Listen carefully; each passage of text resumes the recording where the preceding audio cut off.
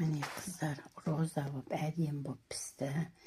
Сылай бетіне сахарный пудра сеуіп, өте тамаша болды, дәмі де тамаша.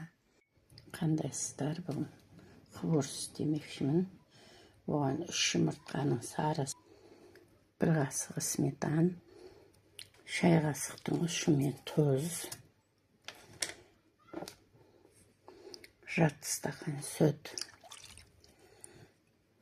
шай қасықпен 1 қасық құмшекер салам, өйткені жұмыртқаның иісі шығып тұрмас үшін. 400 грамм ұн өлшеп, елеп қойылған әсте қосамыз. Қолымызбен илейміз.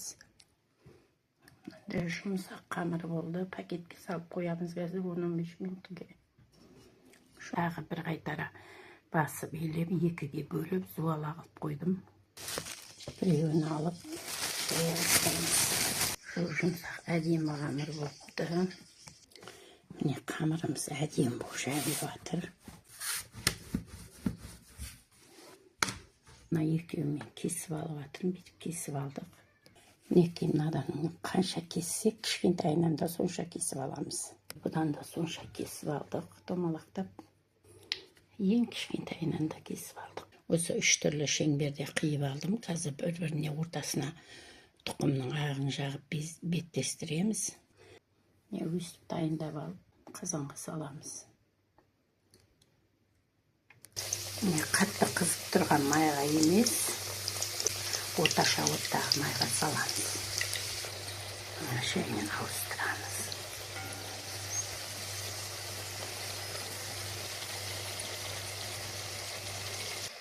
Салған кезде мына бет жағын астына қарап салу керек. Ажыралып кетпей, тұқым жағып қатты қысқасын. Әдем болып қысарып, өсіп сөйлесе, жан-жаққа шашырап кетпей, өстіп пісетін болады. Пісіп алғаннан кейін мынаның бәрін қайтадан ашамыз бетіп.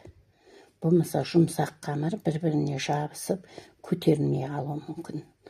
Міне 3 жаққа бөлдік, 3 кеспей алып, және қатты қысамыз.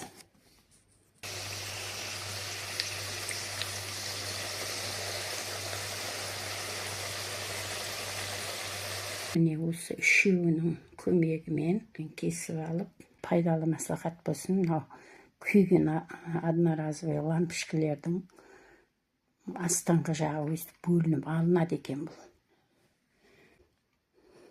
Міне өте әдем болып пісті, болды хворсымызды да. Дәмін көріп жатыр.